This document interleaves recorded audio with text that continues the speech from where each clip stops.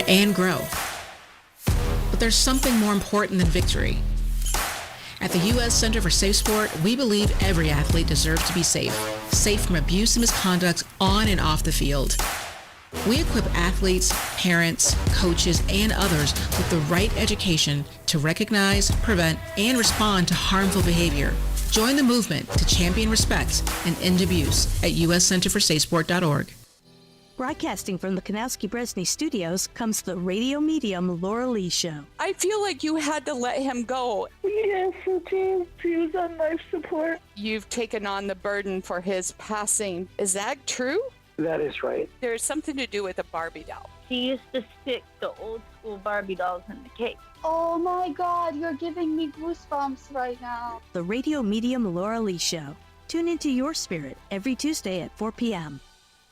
My name is Dale Pazinski. I volunteer with United Way to help the homeless in my community learn computer skills and build a basic resume. I don't just wear the shirt, I live it. Give, advocate, volunteer. Live United. Go to liveunited.org. Brought to you by United Way and the Ad Council.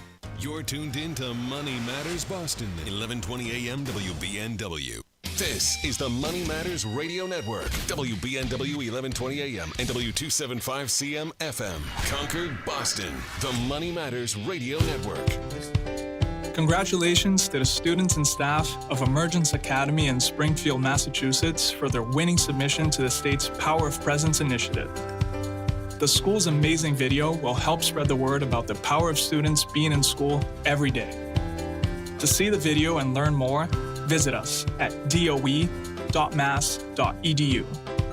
Sponsored by the Massachusetts Department of Elementary and Secondary Education. Is it a stroke? Even if you're not sure, act fast and call 911. Signs can include face drooping on one side, arm weakness, speech difficulty, or not making sense when talking. Time is critical. A stroke requires immediate medical care, which starts as soon as the ambulance arrives. So if you see any sign of stroke, act fast and call 911. Visit mass.gov/stroke, sponsored by the Massachusetts Department of Public Health. Hi, this is Chuck and Mike from the Armstrong Advisory Group, and we have a new guide available this month. It is titled Trusts in Your Financial Plan. Mike, when you look at the big reasons that someone might want to undertake trust planning and how that dovetails with financial planning, what are the big items that come up for a lot of people? Yeah, for most common reasons, there's four that I think about. One, in certain states and across the country, there's an estate tax, and so there's trusts that can help you mitigate the cost of that estate tax for future generations. There's trusts that can allow you to do sorts of bloodline planning. Maybe you have minor children and you're worried about passing away young. You can have trusts that are set up to deal with that situation. You have trusts that can avoid probate. And then the fourth one is sometimes a trust that might help deal with creditor protection. Sometimes a nursing home would be one of those creditors. When we talk about financial planning, generally we're talking about things such as budgeting or investment allocations and things like that, and making that work to get you the money when you want it. How do you view trusts as fitting into that as well? Well, it's one of those boxes that you need to check, and it goes along with other estate planning documents like a will, like a healthcare proxy. But important for most people, especially those in New England, to at least have the conversation around trusts and whether or not it fits into their strategy. The guide, again, is titled Trusts in Your Financial Plan, and it is available for you to request at no cost. All you have to do is call 800-393-4001. The title, again, is Trusts in Your Financial Plan, and the way to request the guide is by calling 800-393-4001. The proceeding was paid for by Armstrong Advisory Group, a registered investment advisor. Nothing in the ad or in any Armstrong guide is specific financial, legal, or tax advice. Consult your own financial, tax, and estate planning advisors before making any investment decisions. Armstrong may contact you to offer investment advisory services. Are you over the age of 50? Want peace of mind and financial security for your family? Here's an important message to you from Senior Care USA. The average funeral now costs over $10,000. That leaves your loved ones the burden of paying your debts and funeral funeral costs. Our plans start as low as $1 per day and will pay your family up to $30,000 to help pay for your funeral and other expenses. There are no medical exams, your rates will never increase, and your plan cannot be canceled regardless of your medical conditions as long as you make your premium payments. Get up to $30,000 in final expense insurance. Call now for free information. Just answer a few simple questions and get approved right over the phone in just a few minutes. Call right now. Call 800-378-3818. 800-378-3818. 800-378-3818. That's 800-378-3818. The United States Virgin Islands is consistently voted one of the top Caribbean destinations. And recently, 2 of their beaches, Trunk Bay in St. John and Maggins Bay in St. Thomas, were voted a top 10 best beach in the Caribbean at the 2025 Traveler's Choice Best of the Best Awards. From the pristine beaches to its world-class dining, rich history, incredible golf, and perfect weather, the USVI has everything you need to make memories that will last a lifetime. From the moment you arrive, you will fall naturally in rhythm with the heartbeat of the islands. There's no money to exchange, and travel from New England could not be easier. Whether you're looking for a romantic getaway or a family vacation, the U.S. Virgin Islands is the perfect place for your next adventure. Go to visitusvi.com right now for more information and to book your trip. The USVI is America's Caribbean paradise. Go to visitusvi.com today. That's visitusvi.com.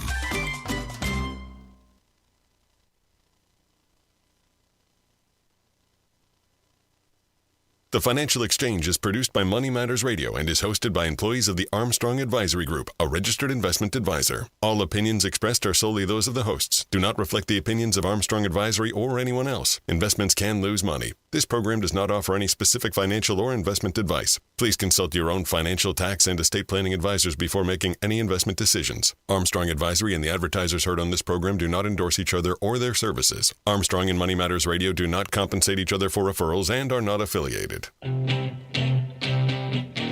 This is the Financial Exchange with Chuck Zodda and Mike Armstrong.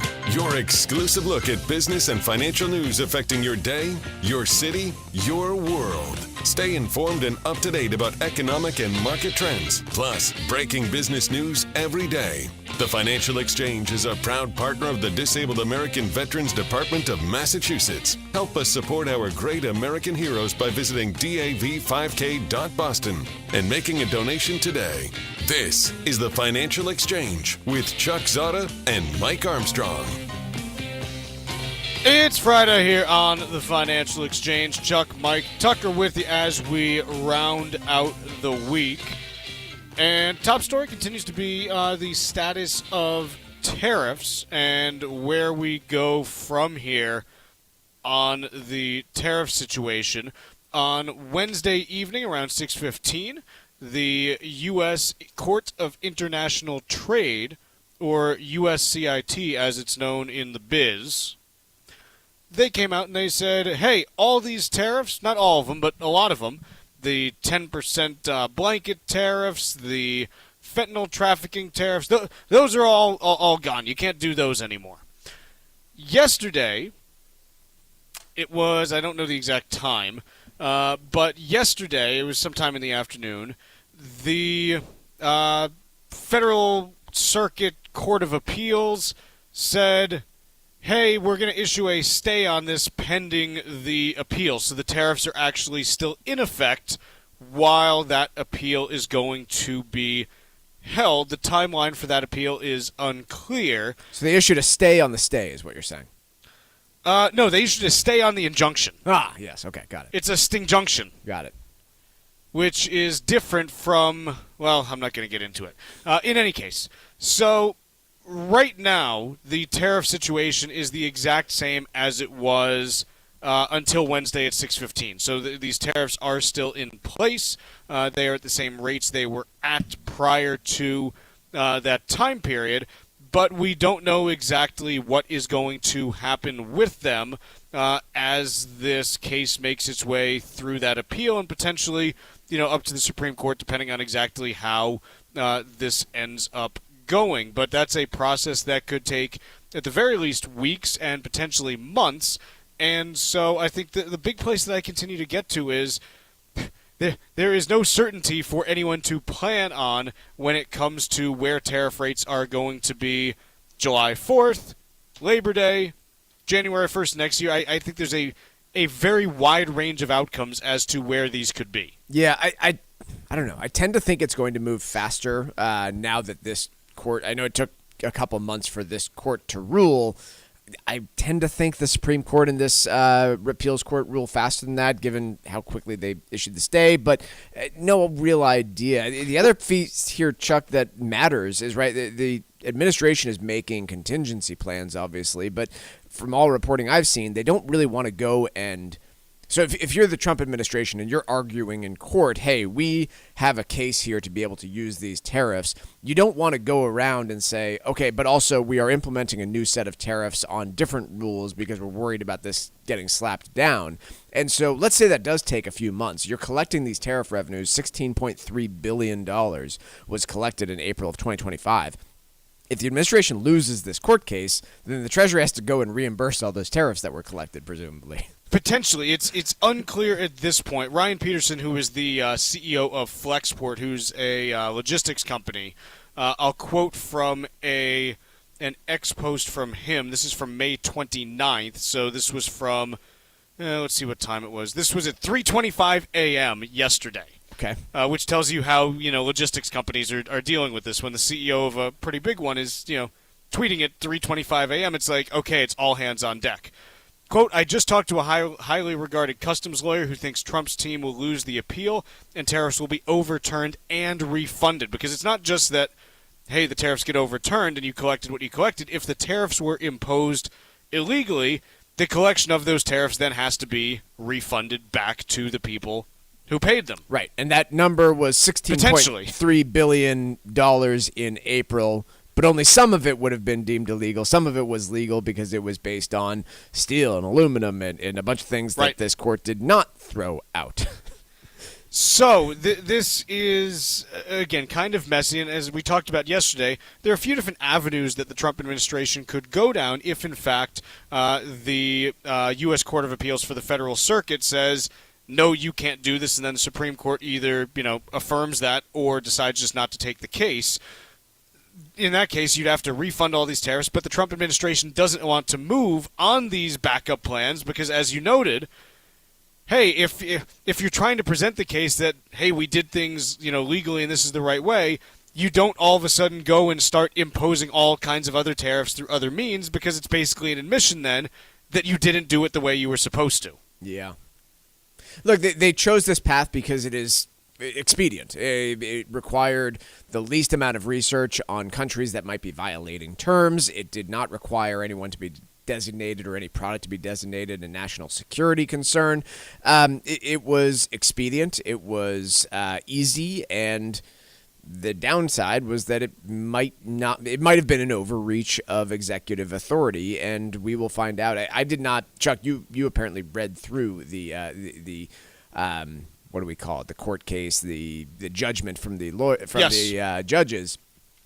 From what I understand, they cited some specific cases that were thrown out by the Supreme Court over the last few years, including the Biden administration's attempt to wipe out student debt. And so, look, this court panel for the trade court did not do this blindly and clearly knew where this was going to end up, and I think attempted to make their case to the Supreme Court too that, hey, our ruling is correct on this. And in terms of the timeline on this, the U.S. Court of Appeals for the Federal Circuit has asked that the companies that challenge the tariffs, the plaintiffs, to file their brief before June 5th and the Justice Department to reply by June 9th. So you're probably getting a hearing later in June. Again, exactly when, I don't think we know. The piece that is interesting is normally, so these different appeals courts, they typically have like these 3-judge panels that sit. It's like it's a random draw, and it's just, okay, whoever's number is up is going to sit. The interesting thing, and I don't know what to make of this exactly, is that the U.S. Court of Appeals for the Federal Circuit, they have decided to hear this with the full bench of 11 judges participating. I don't know why exactly. That's not normal. Typically, you'll have a smaller group of judges participating on this, but in this case, it is going to be the full suite of judges here. So I think that probably lends the whatever the ruling is a bit more credibility on appeal. I would think, right? If you have any political bias concerns or any of those types of things, if you have the 11 panel court ruling, I would think gives the ruling ultimately more credibility for appeal. I guess. Maybe. I don't know. Neither of us are legal scholars. So that's what we have in terms of the timeline on the legal matters there. So I think the earliest movement that we get is probably a hearing in maybe 2 weeks, maybe 2.5, and a ruling. I mean, again, assuming that they move as quickly as they possibly can. So June 9th, I'm just looking at the calendar here. June 9th is a Monday. I can't imagine that you're just going to have like the hearing happen the day after that. So maybe the hearing is like the 16th, 17th. Maybe you get something by July 4th. Yeah. That's kind of the quickest that I think this moves. Maybe a week sooner than that. Maybe you get it like that week of June 23rd. But again, that's assuming that they hold this hearing, as quickly as they can.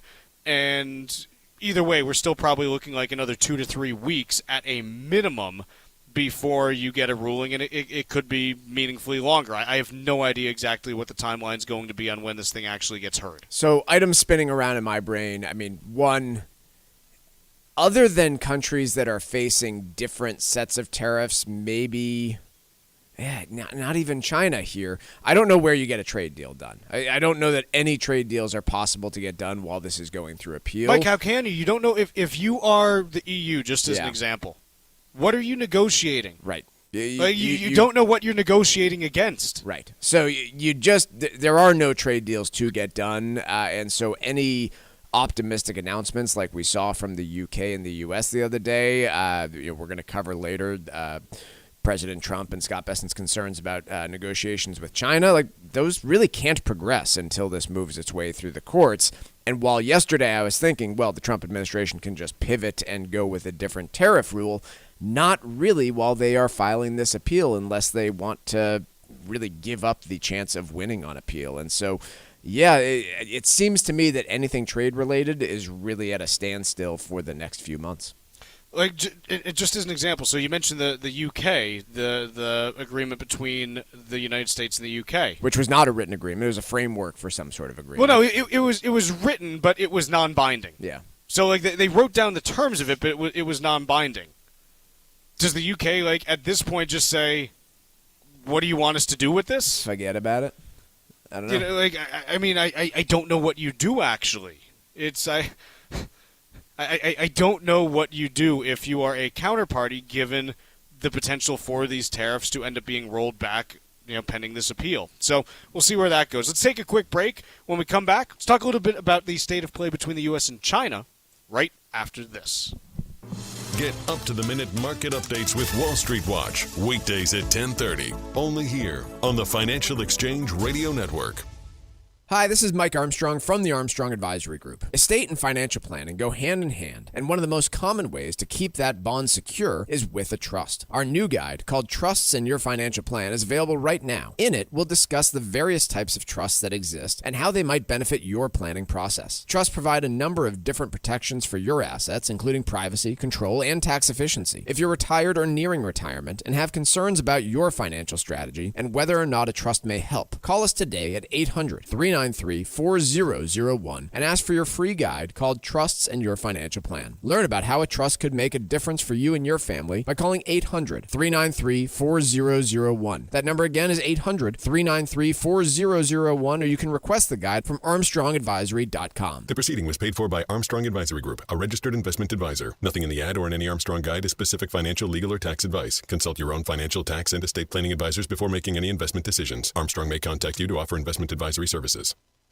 Creating an estate plan can be a difficult process if you aren't working with an expert who can make sure your plan is secure. Cushing & Dolan can help. Call them today at 866-848-5699. Estate planning is their business, and their new monthly guide is called Detour Ahead, Estate Planning Blunders to Avoid. Don't put your assets at risk and open yourself up to severe tax consequences. Even if you already have a plan, this guide may correct an issue that could come back to haunt you in the years to come. Proper estate planning is crucial to you being able to enjoy your later years, and it may be the difference between retiring comfortably or living under incredible financial pressure. Call Cushing & Dolan right now at 866-848-5699 and get your free guide today. That's 866-848-5699 or request it online from their website, legalexchangeshow.com. The proceeding was paid for and the views expressed are solely those of Cushing & Dolan. Cushing & Dolan and or Armstrong Advisory may contact you offering legal or investment services. Cushing & Armstrong do not endorse each other and are not affiliated. The United States Virgin Islands is consistently voted one of the top Caribbean destinations, and recently, 2 of their beaches, Trunk Bay in St. John and Maggins Bay in St. Thomas, were voted a top 10 best beach in the Caribbean at the 2025 Traveler's Choice Best of the Best Awards. From the pristine beaches to its world-class dining, rich history, incredible golf, and perfect weather, the USVI has everything you need to make memories that will last a lifetime. From the moment you arrive, you will fall naturally in rhythm with the heartbeat of the islands. There's no money to exchange, and travel from New England could not be easier. Whether you're looking for a romantic getaway or a family vacation, the U.S. Virgin Islands is the perfect place for your next adventure. Go to visitusvi.com right now for more information and to book your trip. The USVI is America's Caribbean paradise. Go to visitusvi.com today. That's visitusvi.com. Hey, listen, are you a 50-year-old person looking for term life insurance? Then you need to talk to Bob.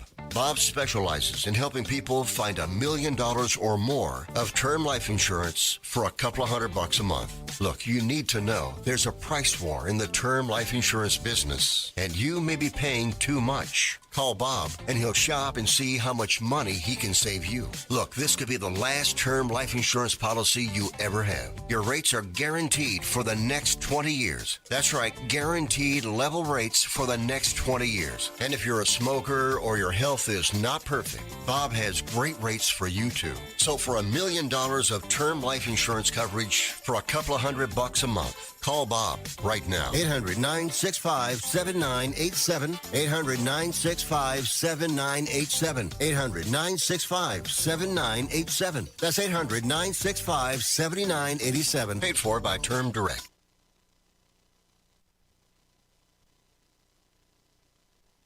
Miss any of the show? The Financial Exchange Show podcast is available on Apple, Spotify, and iHeartRadio. Hit the subscribe button and leave us a 5-star review. This is the Financial Exchange Radio Network. This segment of the Financial Exchange is brought to you in part by the U.S. Virgin Islands Department of Tourism. The U.S. Virgin Islands are St. Croix, St. Thomas, and St. John, and are consistently voted one of the top Caribbean vacation destinations. Enjoy world-class cuisine, pristine beaches, rich history, and a vibrant nightlife. Book your trip now to visit America's Caribbean paradise, the United States Virgin Islands. For reservations and more information, go to visitusvi.com. That's visitusvi.com. Yesterday evening, Scott Bessent, the U.S. Treasury Secretary, was on Fox News, and when asked about the current state of negotiations between the United States and China, he said, quote, "I would say they are a bit stalled," and that they would need to have further discussions over the next few weeks. And also, I quote, "I think given the magnitude of the talks, given the complexity, this is going to require both leaders to weigh in with each other." This morning at 8 a.m., the president posted on Truth Social. Do you want me to read the whole post? Yeah, because it's a good one. Yeah. Quote, 2 weeks ago, China was in grave economic danger. The very high tariffs I set made it virtually impossible for China to trade into the United States marketplace, which is by far number one in the world. We went, in effect, cold turkey with China, and it was devastating for them. Many factories closed, and there was, to put it mildly, civil unrest. I saw what was happening and didn't like it for them, not for us. I made a fast deal with China in order to save them from what I thought was going to be a very bad situation, and I didn't want to see that happen. Because of this deal, everything quickly stabilized, and China got back to business as usual. Everybody was happy. That is the good news. The bad news is that China, perhaps not surprisingly to some, has totally violated its agreement with the U.S. I'm stressing that point because it's all in caps. So much for being Mr. Nice Guy. So, I don't know, unsurprising in terms of, what we get from the president when it comes to things like this. But the question mark in my mind,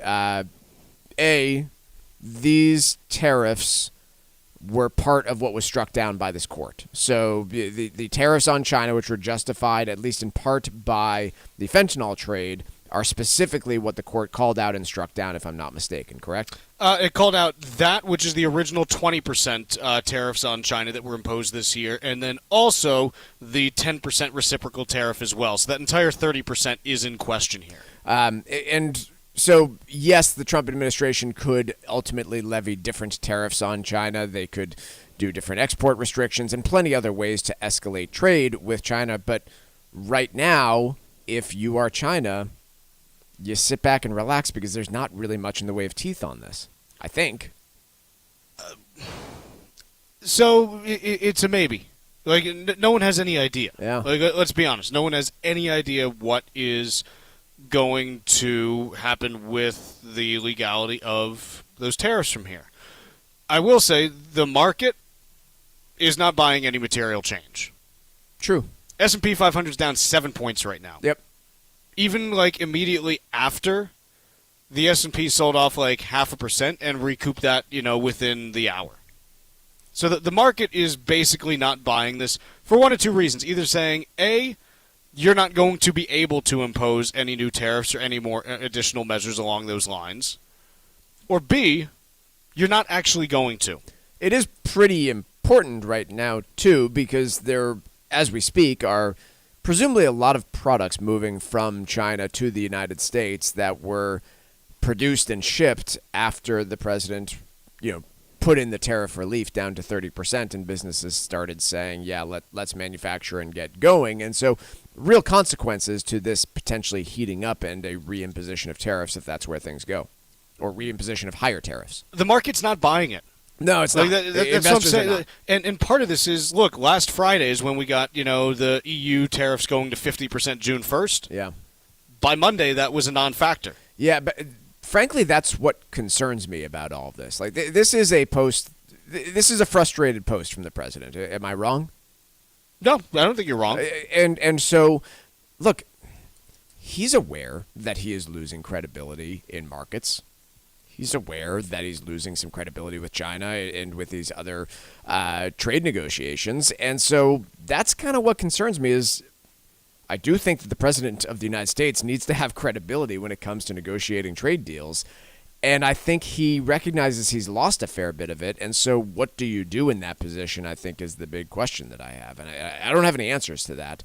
But clearly there's some frustration boiling over right now from the White House. There is. I think the piece in terms of, what will the market actually, buy on this, I think is an interesting question because, a key difference here is, okay, there aren't even any details that are laid out in this post as far as, here's what I'm going to do. No, it's just I'm frustrated and I'm not going to be Mr. Nice Guy anymore. Which on one hand, you look at that and you're like, okay, there's no details. So like before we even get nervous, we got to see some details. The counter to that is, hey, if there's no details, what could be coming is anything. And so there's a wide range of, what could potentially be considered, more punitive measures on China. And by the way, this is something that we covered a little bit yesterday where China still has not, fully, spun up its exports of things like rare earth minerals, which is bothering the U.S. For obvious reasons. That's part of this, right? Ford had to shut down an Explorer manufacturing facility because they literally couldn't get their hands on the magnets they needed to build their cars. Right. The U.S. then responded by saying, hey, we are not going to allow you to import, some of the jet engine parts and some of the chip design exports and stuff like that. Like, that's not going on. Mm-hmm. So, there's some stuff that there's real meat here in terms of, disagreements on where things actually need to go as far as a return to normal. And I do want to stress, this is not just being, made up. There are some very real issues that are present here. What the response is going to be, I think, is what the market is questioning right now. And, again, the two reasons are, A, under what authority is the president going to be able to impose any, additional tariffs or other restrictions on China? And B, if the president finds a way to do so, is there the wherewithal to actually go and do it? Because quite honestly, like we saw this Friday, and by Monday it was resolved after a couple phone calls over the weekend. And after going through that experience, like how many people want to be sitting there short through the weekend when it could just be a couple phone calls and you're back to normal Monday? Yeah. Let's take a quick break. When we return, we'll do a little bit of Wall Street Watch, and then we got some inflation data this morning. We'll tell you the good news about what it showed.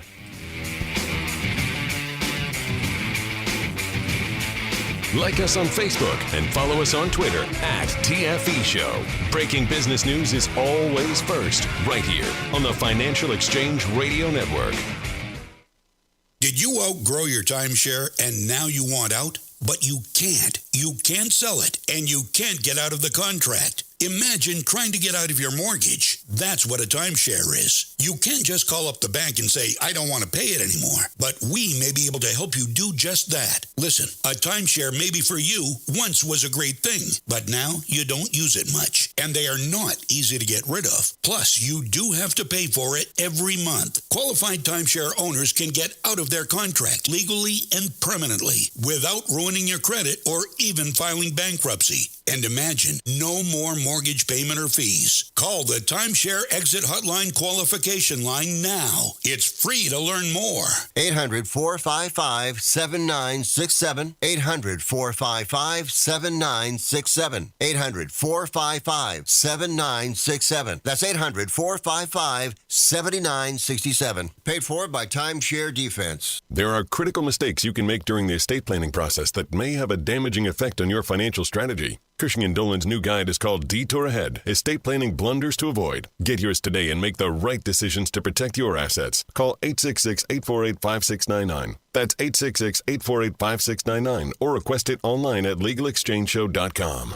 The proceeding was paid for and the views expressed are solely those of Cushing & Dolan. Cushing & Dolan and or Armstrong Advisory may contact you offering legal or investment services. Cushing & Armstrong do not endorse each other and are not affiliated. This is Michael Valila, Adjutant of the Disabled American Veterans Department of Massachusetts. The DAV of Massachusetts has helped me and countless others adjust to civilian life through a variety of incredible programs. Through our local Veterans Assistance Program, we provide necessary services to veterans and their communities, such as food shopping, landscaping, and companionship, but we need your support. You can help by making a donation today. Please visit dav5k.boston. That's dav5k.boston. Hi, this is Mike Armstrong from the Armstrong Advisory Group. Estate and financial planning go hand in hand, and one of the most common ways to keep that bond secure is with a trust. Our new guide, called Trusts in Your Financial Plan, is available right now. In it, we'll discuss the various types of trusts that exist and how they might benefit your planning process. Trusts provide a number of different protections for your assets, including privacy, control, and tax efficiency. If you're retired or nearing retirement and have concerns about your financial strategy and whether or not a trust may help, call us today at 800-393-4001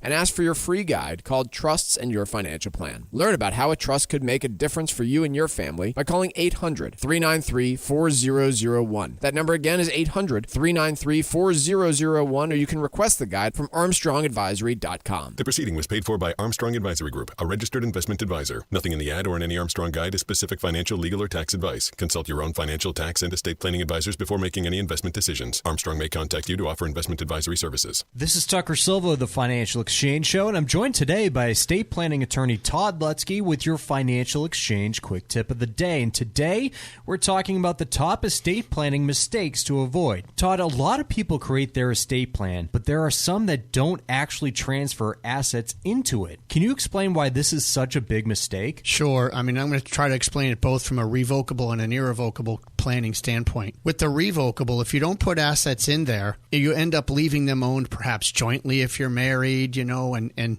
designated beneficiaries and the like. But if everything goes to the spouse when one dies, then you've completely avoided your estate plan. In other words, you've set your trust up, but you went around it by leaving everything to the spouse instead of going through it by funding the trust and cramming down the assets to shelter some from estate taxes on the first death, so there's less taxed on the second death. And ultimately, on the second death, if you don't plan, there could be a probate problem because everything would go to probate if it's in their own name. The other big reason is with an irrevocable trust, of course, not funding it also can result in estate tax tax problems by the same way it did with the revocable trust. But in addition to not funding them with the irrevocable, you don't even begin the 5-year waiting period to get the assets protected from the nursing home. So there's a much bigger problem not funding an irrevocable trust versus not funding a revocable trust. So make sure you fund your trust if you do your planning. Well, luckily, Todd Lutzke and the estate planning experts at Cushing & Dolan have written a brand new guide that details the estate planning blunders to avoid. You can request this brand new guide by simply calling 866-848-5699, 866-848-5699, or you can request it from their website, legalexchangeshow.com. The proceeding was paid for, and the views expressed are solely those of Cushing & Dolan. Cushing & Dolan and/or Armstrong Advisory may contact you offering legal or investment services. Cushing and Armstrong do not endorse each other and are not affiliated.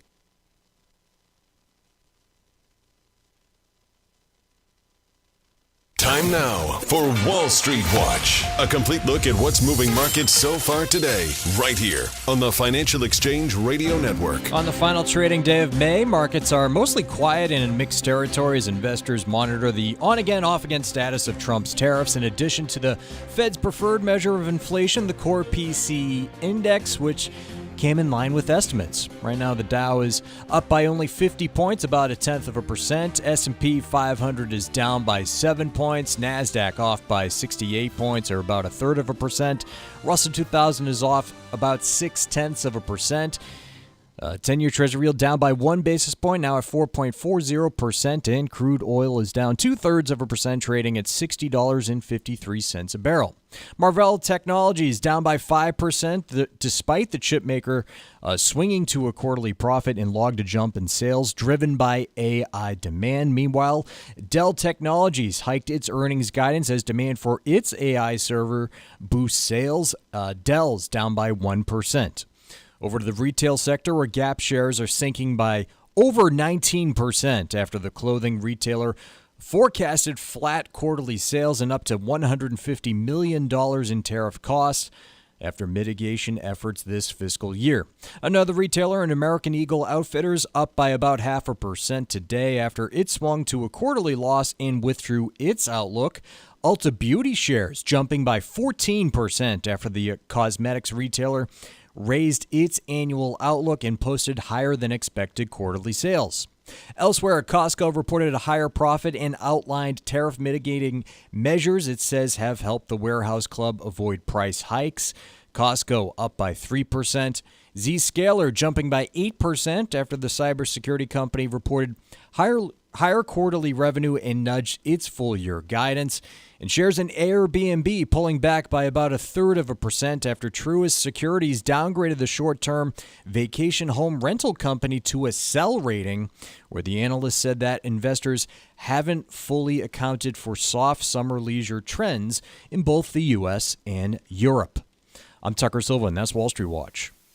Mike, let's talk a little bit about the PCE data that we got this morning. PCE stands for Personal Consumption Expenditure, and we get inflation data as well as personal spending and income data. Where do you want to start? Because it was mostly good news on the inflation front. Yeah, let's start with the inflation piece, because the president sat with Jerome Powell, was it just yesterday, in a private meeting, and so certainly inflation and growth risks were on the docket the other day. But the PCE price index in April came in month-over-month increase of 0.1, and same when you strip out food and energy. It was, like you mentioned, pretty muted overall. Are we still perfectly down to the Fed's inflation target? Not quite. Year-over-year inflation, according to this read, is between 2.1 and 2.5, depending on whether or not you're including the benefits from gas prices being lower. And so, overall, not enough to probably insist that Jerome Powell cut interest rates, but also really nothing of concern to speak of in this report. No, if you look at your three major inflation indices that people watch, headline CPI is at 2.3 for the last year. Headline PCE is at 2.1. Headline PPI is at 2.4. So overall, you look at it and you're like, okay, we're in a 2.2 to 2.3% headline inflation environment. Core, which, again, stripping out food and fuel, which, fuel costs have been coming down over the last year. Core CPI is at 2.8. core PCE's at 2.5, core PPI's at 3. So you figure you're close to like 2 3/4. As we've said many times, there is no extended period of time where U.S. inflation has, been at 2%. Right.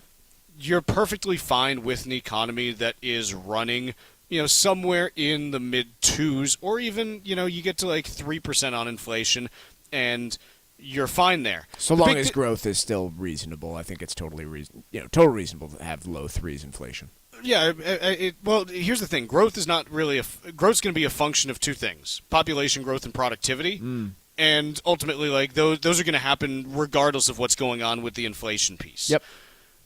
I think the piece that you do need to watch for is, look, how much longer can you continue to see energy costs being a major driver downward? Because even though they're directly in headline, they do flow through to some things in core as well.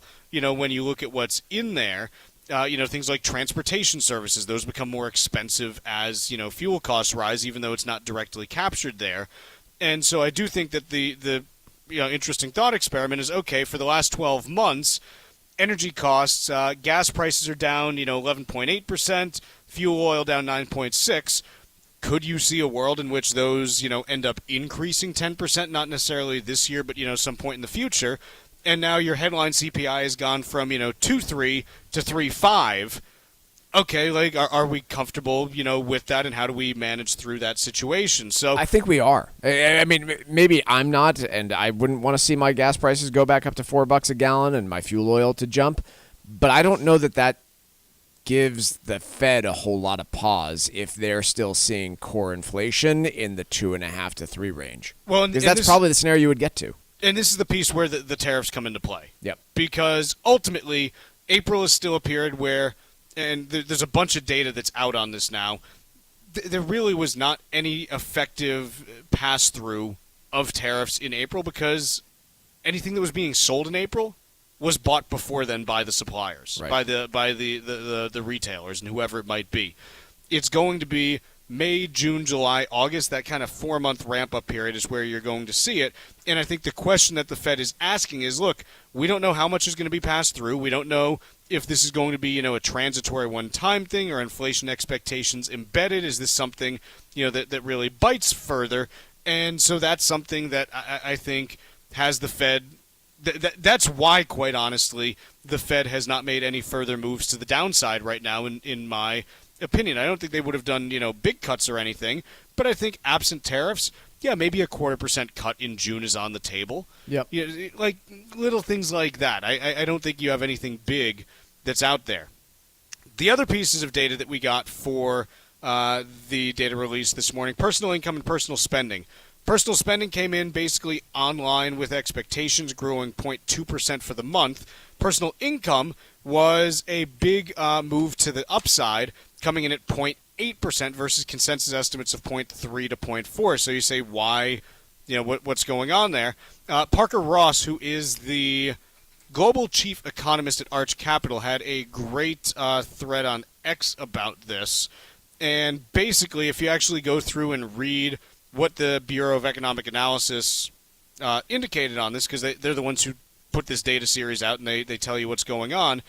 The big driver on this was a one-time thing that also happened in March to a certain extent. Mike, you remember the Social Security Fairness Act that was passed last year? Sure do. Gives people who receive state pensions, it removes the offsets, the WEP and the what's the other one? GPO, the government GPO. pension offset. Yeah. It removes those going forward, but also gives pay retroactive for last year as well. And the increase in compensation here apparently is the large number of individuals that are receiving those back payments for last year. And that is the big driver of this topside beat in personal income. It's not that everyone is seeing a huge jump in their wages, but rather it's these one-time payments that are being made to state employees who had, offsets because of state pensions and things like that. That would do it. Yeah.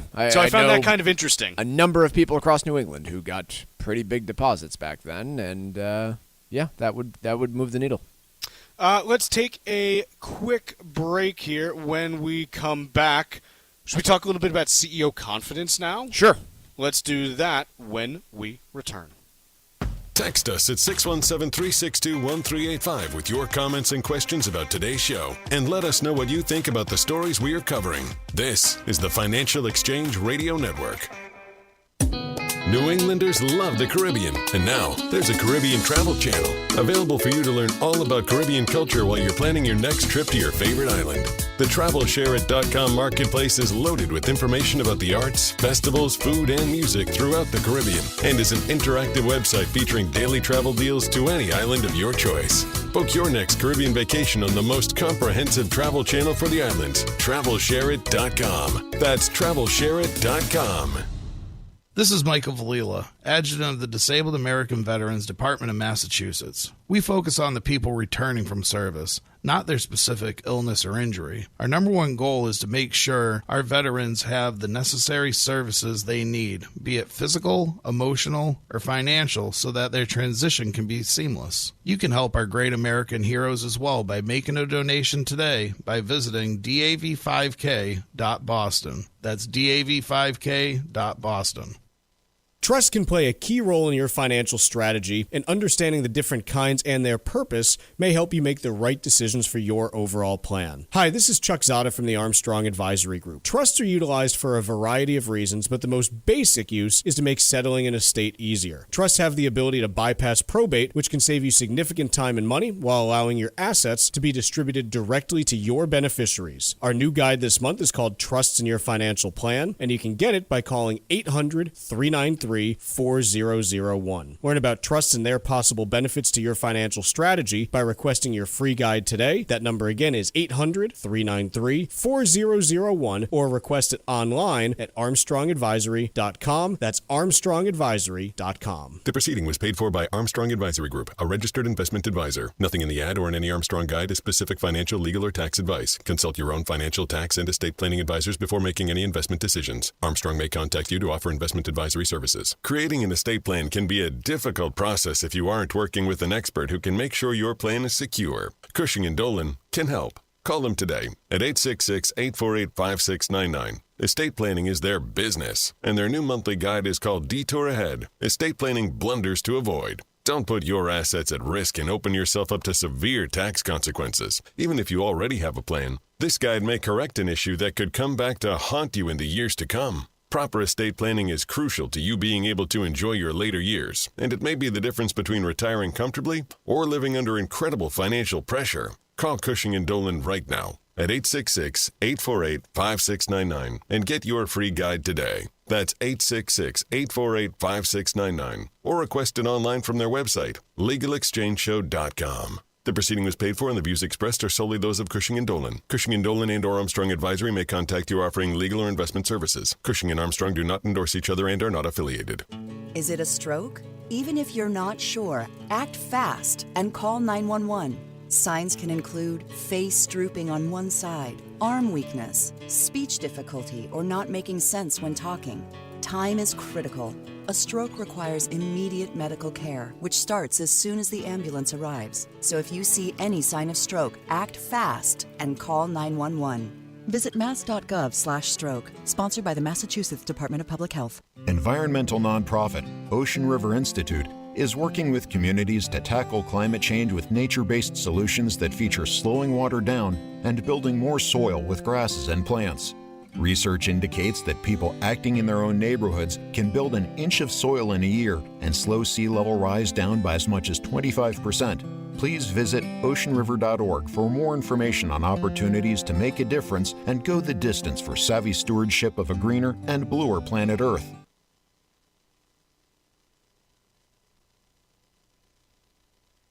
Miss any of the show? Catch up at your convenience by visiting financialexchangeshow.com and clicking the on-demand icon, where you'll find all of our interviews and full shows. This is your home for the latest business and financial news in New England and around the country. This is the Financial Exchange Radio Network.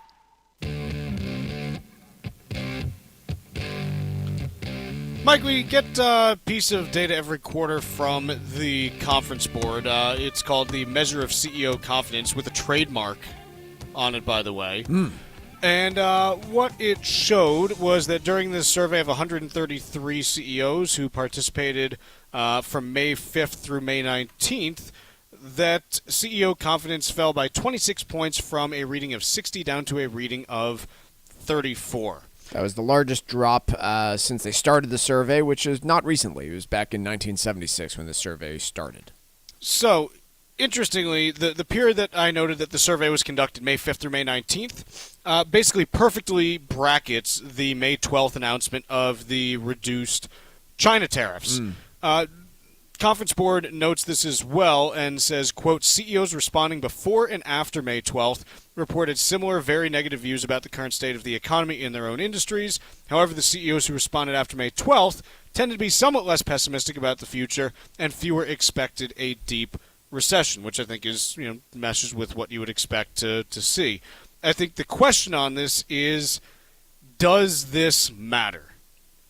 Well, one, I don't know of anyone that has any model that uses this to predict things like layoffs. So I don't want to jump to any conclusions there. I think it would be irresponsible to say, oh, wow, look, 82% of CEOs said economic conditions were worse than 6 months ago, and so look out, layoffs are happening. I don't think there's any evidence whatsoever to support that. But I do think you file this in the same category as several other reports that say, yeah, confidence across both consumers and leaders of companies has slumped in the most recent readings. And even after, this importantly was conducted well after the Trump administration rolled back their reciprocal tariffs from Liberation Day. So you are still pointing to some pessimism from, major leaders of companies. So, yeah, I think it matters, but I don't know that I can conclude that it points to anything directly on employment or recession. Creating the right estate plan to help secure your future takes effort. Cushing & Dolan are experts in estate planning, and their new guide is called Detour Ahead Estate Planning Blunders to Avoid. Now, this is just for the month of May, and there's only today and tomorrow left in May, the last time I checked. So in it, you'll learn how to make the right decisions to always protect your assets while avoiding costly mistakes, any one of which could have a dramatic and damaging effect on your financial strategy. As an example, if you've created a trust more than 10 years ago and haven't updated it since, you're setting yourself up for some problems. Don't take chances with the assets you've worked so hard to attain.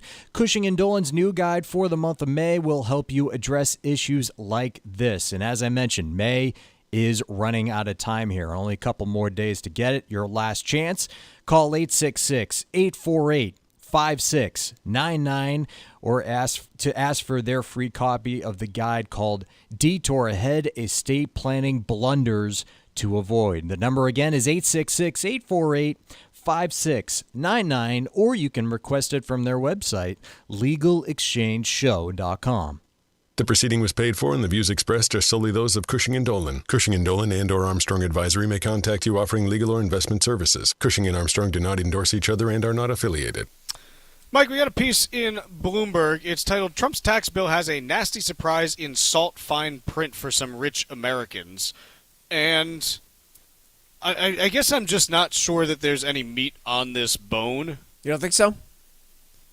So let's talk about what is outlined in here. Two changes are mentioned here. The first is there's something called the Qualified Business Income Deduction, the QBI deduction, which allows business owners to deduct. It's currently 20% of business income, correct? Yes. From their taxes. This would bump it up to, is it 23 or 24 in the? I don't recall the. To 23. Changes, yeah. Okay, so it's bigger. But what it does is there is a set of businesses that basically are, services related businesses that are excluded from being able to take that deduction. And pretty much what this is saying is, hey, because the value of that deduction is going up, expanding from 20% to 23%, that group of businesses is going to miss out even more. So, okay, but they've already been missing out. It's not like it's, raising taxes on them unexpectedly. I read this differently. So the additional piece that I read into this was a special loophole that was created by a whole bunch of states, Massachusetts, Connecticut, New York, New Jersey, and others, that allowed business owners to effectively work around the SALT cap. So this is a bit technical, but imagine for a minute that you are a small business operating in Massachusetts and you make a profit of $1 million. As the business owner on that business, you would owe a state income tax of, let's call it $50,000, right? For that profit that the business made if you are, a pass-through entity. What the loopholes were that were created were, hey, look, if I go and pay this individually, because of the SALT cap, I'm not going to be able to deduct it on my federal taxes, and so I'm going to be paying, feds as well as state, and I can't deduct it. The loophole that was created allowed that business to say, the business is going to pay the owner's state tax bill for them, therefore reducing the company's profit, therefore reducing their federal income tax bill. That is the loophole that I assumed was being closed as part of this tax bill. And if so, that's a pretty big change that might cause some senators to flip their vote on this thing. So I didn't see that it said that was being closed. So, it mentioned that it existed previously, but this didn't say that it closed it, so unless I read it wrong. Where I saw it was the House bill quashing those loopholes described as those set up by the legislatures of New York, New Jersey, Connecticut, and dozens of other states. It could be a misread on my part, but I think that that's what this is trying to state from Bloomberg here, that the bill actually closes those loopholes that the states created to get around the SALT cap, which were, again, significant loopholes that got created and saved big business owners a lot of money. This is why I don't even like getting into the weeds on this. The Senate's going to do what they do, and this might not even be relevant. I know. 3 weeks from now. Yeah, I'm with you. I'll try and do a little bit of research on my own here as to whether or not this bill attempts to close that, but it would be a significant way of paying for some of this stuff because it was big tax savings to business owners across dozens of states. Yep. The other piece is the expanded SALT cap. This pushes it up to $40,000 that's deductible from $10,000. It phases out above $500,000 in annual income, and so just on personal tax returns, there would not be any enhanced deduction there. I'm not sure that that's a huge problem. Right. What are we trying to do here? Am I wrong? No, it's not. It's really not worth talking about. So, but all of this state stuff for some of these SALT changes were pretty critically important to those Republican members of states like New York and New Jersey. So any changes to it could put this thing in dangerous territory. We'll see. Again, you know my view on any legislation. Until it's done, don't get too worked up about any of it. Yep. It's like it's going to do what it's going to do, and we'll see what the final bill looks like. Probably in the next 100 years. Somewhere in that time frame, Chuck. I think realistically we're probably looking at a final bill sometime in the next 3 months, maybe 4. But we'll see. In any case, let's take a quick break. We got hour 2. Coming up in just a little bit.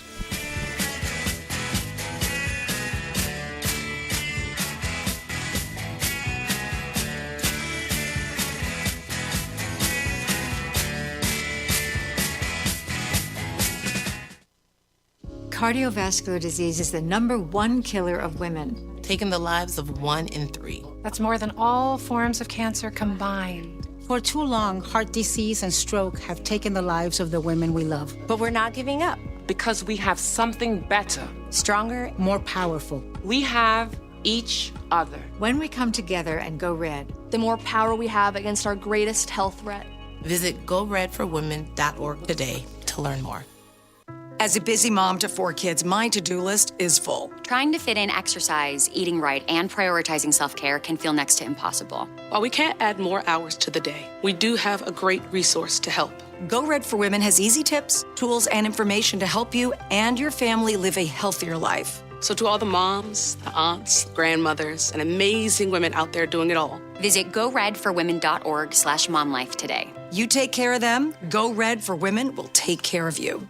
Are you over the age of 50? Want peace of mind and financial security for your family? Here's an important message to you from Senior Care USA. The average funeral now costs over $10,000. That leaves your loved ones the burden of paying your debts and funeral costs. Our plans start as low as $1 per day and will pay your family up to $30,000 to help pay for your funeral and other expenses. There are no medical exams. Your rates will never increase, and your plan cannot be canceled, regardless of your medical conditions, as long as you make your premium payments. Get up to $30,000 in final expense insurance. Call now for free information. Just answer a few simple questions and get approved right over the phone in just a few minutes. Call right now. Call 800-378-3818. 800-378-3818. 800-378-3818. That's 800-378-3818.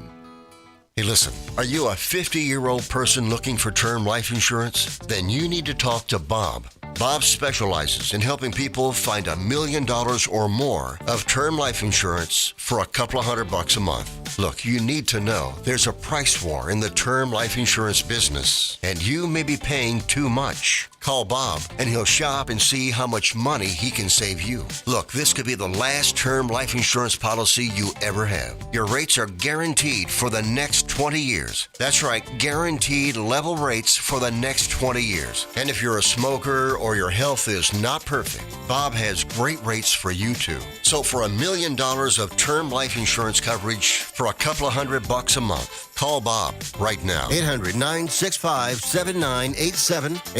800-965-7987. 800-965-7987. That's 800-965-7987. Paid for by Term Direct. This is the Money Matters Radio Network. WBNW 1120 AM and W275 CM FM. Concord, Boston. The Money Matters Radio Network. Did you outgrow your timeshare and now you want out? But you can't. You can't sell it, and you can't get out of the contract. Imagine trying to get out of your mortgage. That's what a timeshare is. You can't just call up the bank and say, I don't want to pay it anymore. But we may be able to help you do just that. Listen, a timeshare maybe for you once was a great thing, but now you don't use it much. And they are not easy to get rid of. Plus, you do have to pay for it every month. Qualified timeshare owners can get out of their contract legally and permanently without ruining your credit or even filing bankruptcy. And imagine no more mortgage payment or fees. Call the Timeshare Exit Hotline qualification line now. It's free to learn more.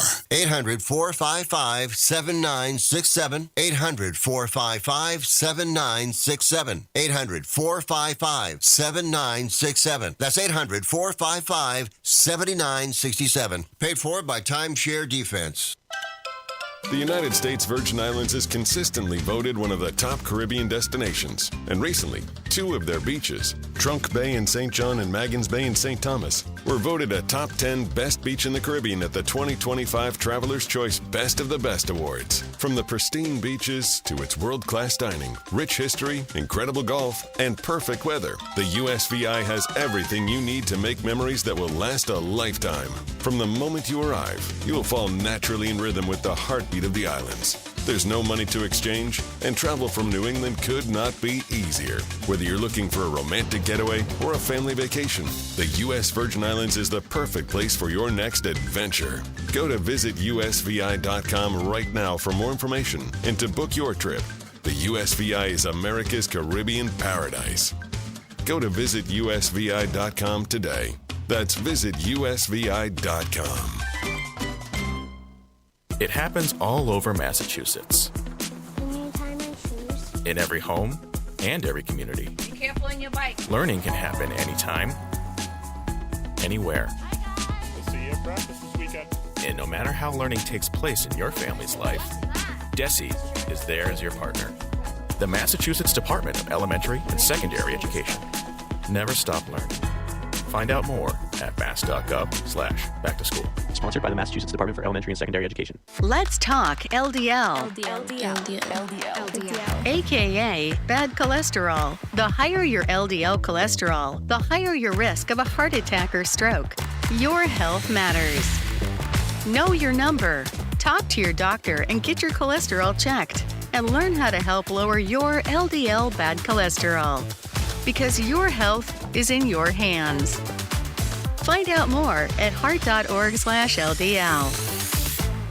Hi, it's Chuck and Mike from the Armstrong Advisory Group, and we have a guide available this month titled Trusts in Your Financial Plan. Mike, a lot of times when we talk about financial planning, it's with the idea of having your money available to you to use when you need to use it. How do trusts work to kind of keep that idea going, not just for yourself, but also for the next generation as well? Sure, and it doesn't always need to be the next generation, because how many times have you heard somebody say, hey, look, I raised my kids, they're in a good spot, I want the less check I write to bounce. I'm spending this money. But, there can be situations where trust can benefit even a married couple in the event of a lawsuit or a nursing home that's unexpected, especially if there's a big age gap. That can be critical. But for next generation planning, it gets much more common, and especially in the New England area where most states have an estate tax, there's a lot that can be done from a multi-generational planning perspective to, if not eliminate those taxes, at least mitigate them to a large degree. I mean, you think about here in New England, the value of your primary residence, which you sell, it might not be subject to capital gains tax, but if you die, is most certainly subject to estate taxes. There's a lot that can be done in the way of trust planning. Our guide this month is titled Trusts in Your Financial Plan, and you can request it by calling 800-393-4001. Again, that number is 800-393-4001, and the guide this month is titled Trusts in Your Financial Plan and details a number of ideas about how you can fit trusts into your financial plan. The proceeding was paid for by Armstrong Advisory Group, a registered investment advisor. Nothing in the ad or in any Armstrong guide is specific financial, legal, or tax advice. Consult your own financial, tax, and estate planning advisors before making any investment decisions. Armstrong may contact you to offer investment advisory services. The Financial Exchange is produced by Money Matters Radio and is hosted by employees of the Armstrong Advisory Group, a registered investment advisor. All opinions expressed are solely those of the hosts, do not reflect the opinions of Armstrong Advisory or anyone else. Investments can lose money. This program does not offer any specific financial or investment advice. Please consult your own financial, tax, and estate planning advisors before making any investment decisions. Armstrong Advisory and the advertisers heard on this program do not endorse each other or their services. Armstrong and Money Matters Radio do not compensate each other for referrals and are not affiliated. This is the Financial Exchange with Chuck Zodda and Mike Armstrong. Your exclusive look at business and financial news affecting your day, your city, your world. Stay informed and up to date about economic and market trends, plus breaking business news every day. The Financial Exchange is a proud partner of the Disabled American Veterans Department of Massachusetts. Help us support our great American heroes by visiting dav5k.boston and making a donation today. This is the Financial Exchange with Chuck Zodda and Mike Armstrong. Chuck, Mike, and Tucker with you here, and markets not doing a ton. We got a very modest downside drift through the midway point of the morning, but overall kind of a boring day overall for equity markets. We get the Dow off 40 points. Does that get anyone excited? Yes. Bueller. S&P 500's down 12. Fry. NASDAQ's off 72. It's just, there's just not much going on right now. We're basically hanging out right around 5,900 on the S&P 500 and haven't really seen a conclusive move off of that in about 3 weeks now, by the way. Yeah. You know how we talk about how, after the election in November, even before that, from, kind of the start of October through late February, the S&P traded in like a 5 or 6% range. It just didn't move a ton. Yep. Actually, sorry, it was like a 6 or 7% range. Right now, the S&P got to 5,900 on May 14th, and has basically moved like maybe 1% in either direction, aside from one day last Friday, which Friday of Memorial Day, 50% tariffs on Europe threatened. That was the only, convincing downward move that we had in markets. Other than that, S&P's been between 58.50 and 59.50 for pretty much the last 2 weeks. So not a lot going on. I think it's one where, hey, we got through the initial, really high tariff scare, barring any, any actual raising of tariffs from here. I don't think that, that's necessarily the relevant piece. Now it's much more, hey, are corporate earnings going to grow?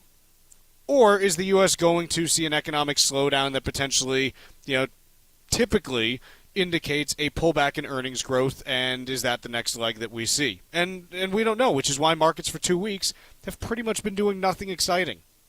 A lot of sound out there, bulls and bears just chirping each other, but it's just a market that hasn't really moved in the last 2 weeks now, and that's, quite honestly, after March and April, it's fine. Welcome and normal. Yeah, I mean, look, investors are sniffing out that maybe tariff concerns aren't the biggest threat at the moment, but there's still a lot of question marks. There's still negativity from CEOs. There's, increased joblessness. There's, I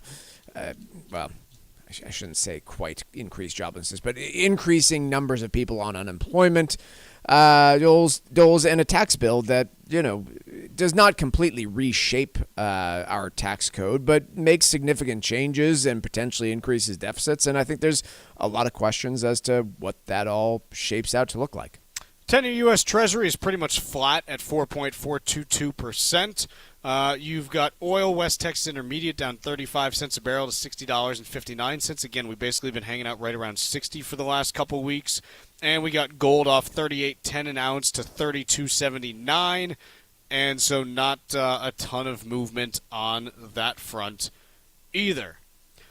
Top story for this hour. Don't call it a side hustle. These Americans are polyworking. Well, why do we have to create these stupid names for things that have existed for 50 years? 100 years, a million, 1,000 years? How many years have people been working more than one job? Since the beginning of jobs. I'm going to pull a story from the back half of the hour forward as well. This one from the Wall Street Journal. It's titled, "Welcome In, the two-word greening that's taking over and driving shoppers nuts." And both of these are symptoms of the same problem, which is people with too much time that don't have real problems in the world. MBAs.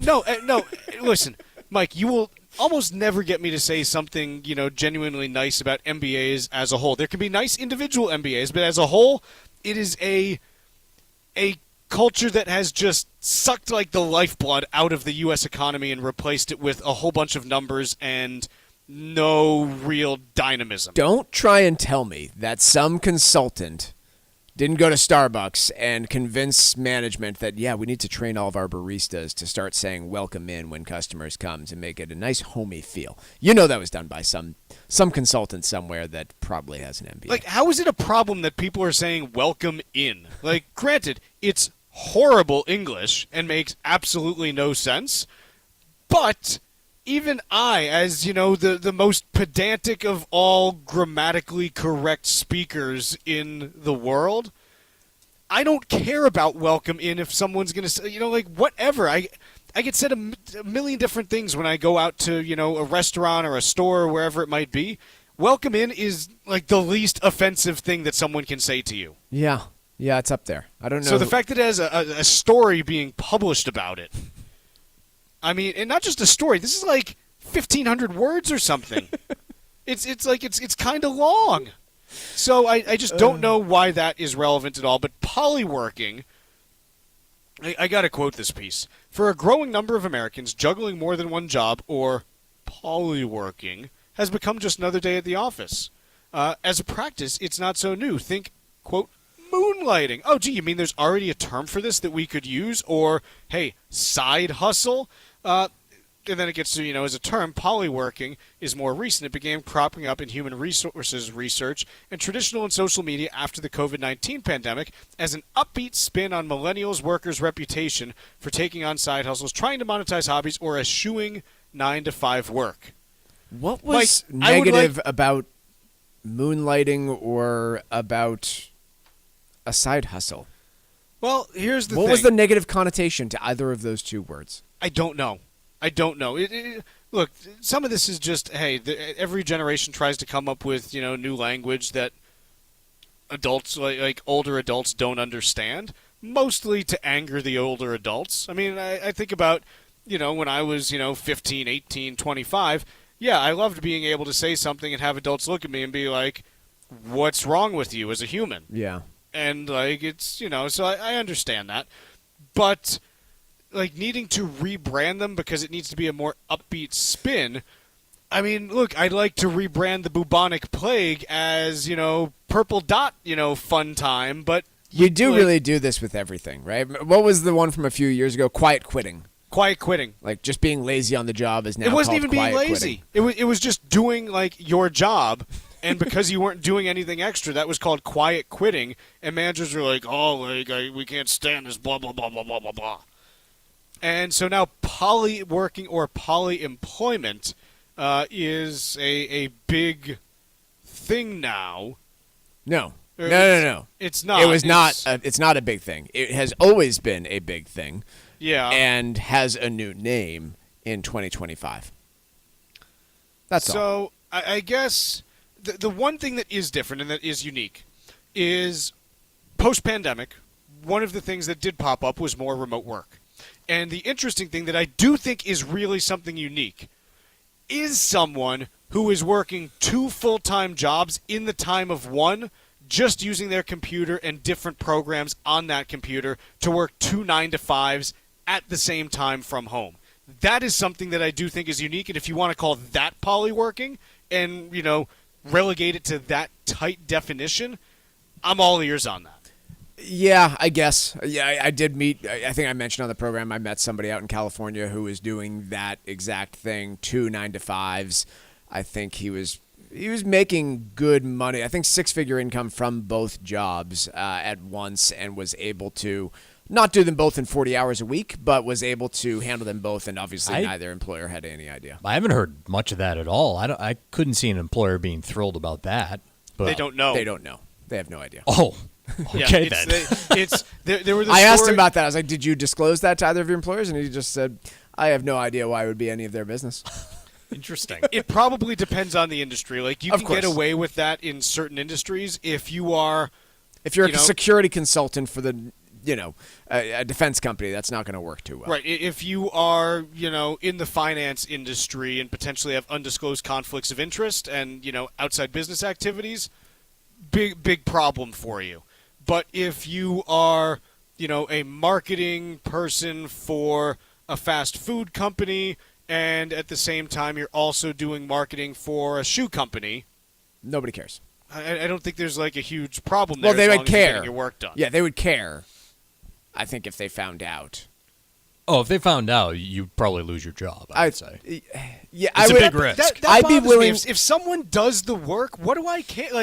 What do I care? But what if it's getting in the way? That's the. Well, if it's getting in the way, then there's. That's a different case. Yeah. But I would be willing to bet, Chuck, that most employers have something in their employer handbook that says, you're welcome to work another job, but you must request approval from management. And I don't think that request from the employer is terribly unique to our industry. I would think that most employers have something along those lines of, yeah, there's a code of conduct here, and you need to let us know if you're working another job and get approval. I don't know why.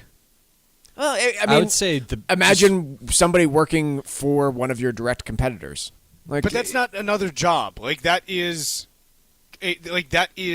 literally industrial espionage. Yeah. There's working another job, and then there's working for a competitor.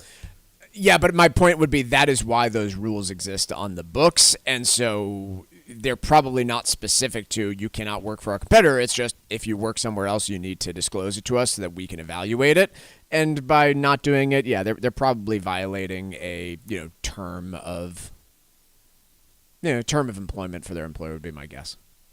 I find that almost as disgusting as welcome in. Which I've never heard, by the way. Right, here's the other thing. I don't think I've ever heard anyone actually say welcome into me. Usually they say, hey, how you doing? I don't think I've ever heard that. And we've got a whole piece in the Wall Street Journal about how everyone's saying it, like, oh, welcome in. I mean, you say it every hour, don't you? No, but I say welcome into this hour right. of the, like, I'm welcoming you into something, not just welcome in. But let's test it out. Mike, welcome in. Every 15 minutes when we come back, we'll say, welcome in. Welcome into trivia. Or they had the, what is it, the German word for welcome is willkommen? Yeah. Is that how it's, I don't even know how it's pronounced because I don't speak German. Yeah. Maybe we could do that. We could do a German segment every day. It's probably more of a V sound would be my guess. Welcome? I don't know. Willkommen? Yeah, that sounds right. I don't know. Anyone who actually knows German, you can text the show and let us know how badly we're doing. But otherwise, just, continue on and welcome in. Let's take a quick break, and when we come back, we'll do some trivia, and then we'll talk about what we're seeing from workers and their 401k contributions after this. Text us 617-362-1385 with your comments and questions about today's show, and let us know what you think about the stories we're covering. This is the Financial Exchange Radio Network. The United States Virgin Islands is consistently voted one of the top Caribbean destinations, and recently, 2 of their beaches, Trunk Bay in St. John and Maggins Bay in St. Thomas, were voted a top 10 best beach in the Caribbean at the 2025 Traveler's Choice Best of the Best Awards. From the pristine beaches to its world-class dining, rich history, incredible golf, and perfect weather, the USVI has everything you need to make memories that will last a lifetime. From the moment you arrive, you will fall naturally in rhythm with the heartbeat of the islands. There's no money to exchange, and travel from New England could not be easier. Whether you're looking for a romantic getaway or a family vacation, the U.S. Virgin Islands is the perfect place for your next adventure. Go to visitusvi.com right now for more information and to book your trip. The USVI is America's Caribbean paradise. Go to visitusvi.com today. That's visitusvi.com. Trust can play a key role in your financial strategy, and understanding the different kinds and their purpose may help you make the right decisions for your overall plan. Hi, this is Chuck Zodda from the Armstrong Advisory Group. Trusts are utilized for a variety of reasons, but the most basic use is to make settling an estate easier. Trusts have the ability to bypass probate, which can save you significant time and money while allowing your assets to be distributed directly to your beneficiaries. Our new guide this month is called Trusts in Your Financial Plan, and you can get it by calling 800-393-4001. Learn about trusts and their possible benefits to your financial strategy by requesting your free guide today. That number again is 800-393-4001, or request it online at armstrongadvisory.com. That's armstrongadvisory.com. The proceeding was paid for by Armstrong Advisory Group, a registered investment advisor. Nothing in the ad or in any Armstrong guide is specific financial, legal, or tax advice. Consult your own financial, tax, and estate planning advisors before making any investment decisions. Armstrong may contact you to offer investment advisory services.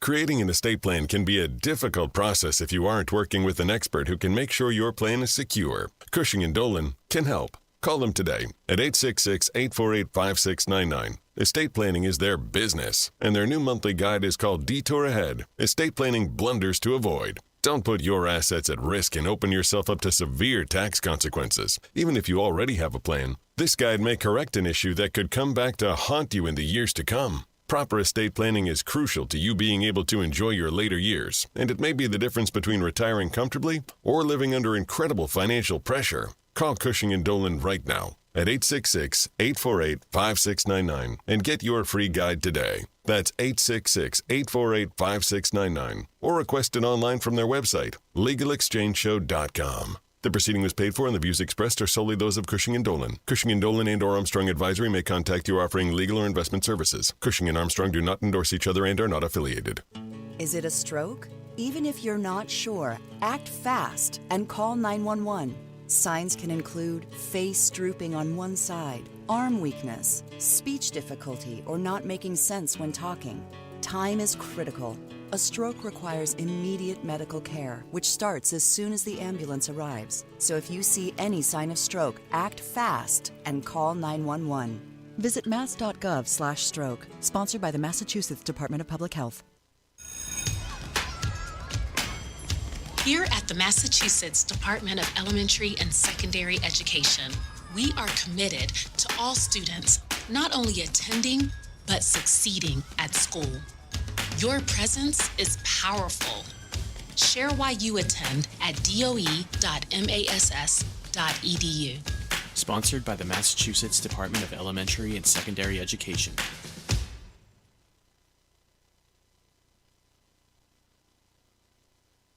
Find daily interviews and full shows of the Financial Exchange on our YouTube page. Like us on YouTube and get caught up on anything and everything you might have missed. This is the Financial Exchange Radio Network. Now's a great time to register for the DAV 5K taking place on Saturday, November 8th at Fort Independence on Castle Island. The race has sold out each of the past 4 years and slots are continuing to fill up quickly, so don't delay. Visit dav5k.boston and reserve your spot or join our team here at the Financial Exchange by registering under Team TFE.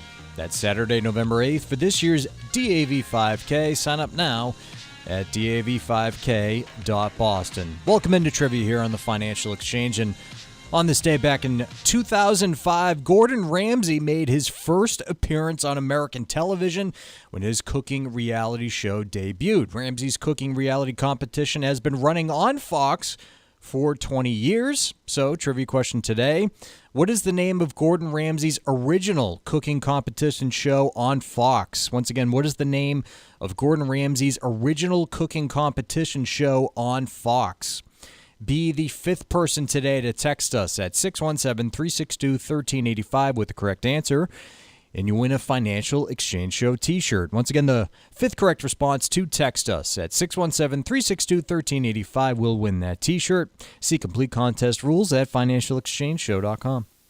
In a poll of 1,000 working adults and 600 HR leaders, Morgan Stanley found that 39% of workers say they are cutting back on how much they are contributing to their retirement plan owing to concerns about the macroeconomic climate.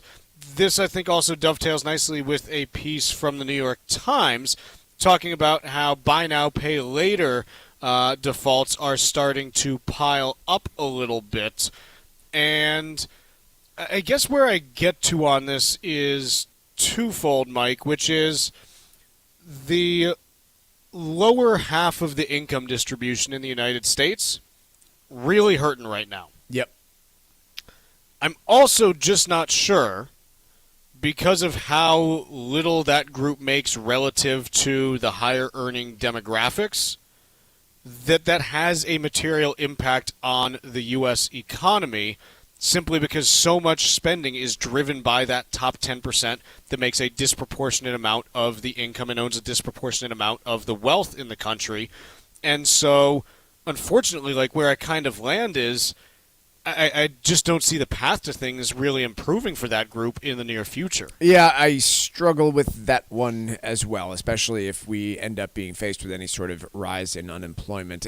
I can say, you know, on the micro individual household level, we do see people pull back on saving in investment vehicles when they're worried about the state of the markets and the economy, which is unfortunate because history proves that that's the best time to be saving for your retirement, especially this case found that Gen Z were the group that cut back the most in their 401k contributions and savings. And you look at that and say, wow, it's... Unless that person is literally running themselves into credit card debt, it's really tough to justify that cohort, especially pulling back on retirement contributions out of concerns for the economy. So there can be good reasons to pull back on this stuff, and I think, high-cost debt needing to be paid off or need for a rainy day fund are both excellent reasons to do so. I doubt that's all of what's happening here. I bet a lot of it is more the hesitation about, what if things get really bad? What if I'm, putting money in and it suddenly goes down and, my dollar that I put in is only worth 70 cents? And my response is, almost every instance in history that we've looked at, doing so is a bad idea. Yeah, it's something You get the psychology of it, though, right? I mean... I don't. Maybe I'm just brainwashed from being in this business for 15, 16 years. I totally get the psychology of it. The whole premise of dollar cost averaging in and putting that money in every 2 weeks or every month whenever your 401k deposits go in is hey, you don't care about the price because you're spreading those contributions out, and if it goes down, great, your next contribution is going to go in at a lower price anyways, so who cares? Yeah, but I don't know. I've spoken to enough people that are just so filled with regret when they put in $1,000 and it turns into $700 that I do understand the psychology. I believe it's misplaced and bad investing, but I understand the psychology of, I just put in stuff and now it's worth 20% less than what I put in just a month ago. How disappointed am I? But how often does that even happen? Very rarely. Like, that's the thing. Very rarely. We talk about 20% declines in the S&P. And those are things that happen like every 5 to 7 years. Yep. Doesn't seem to matter. The logic of all of this is, hey, when that sort of thing happens, keep going and ramp it up if you can. That would be the lesson from history, but it's not seemingly the one that a lot of investors play by. Taking a look at markets as we head towards the bottom of the hour. Dow is now up 7 points. Yahoo. The S&P down 9 points. Opposite of Yahoo. And the NASDAQ is down 71. Double opposite of Yahoo. We're going to take a quick break. We got the trivia answer next. And let's talk a little bit about Meta when we return.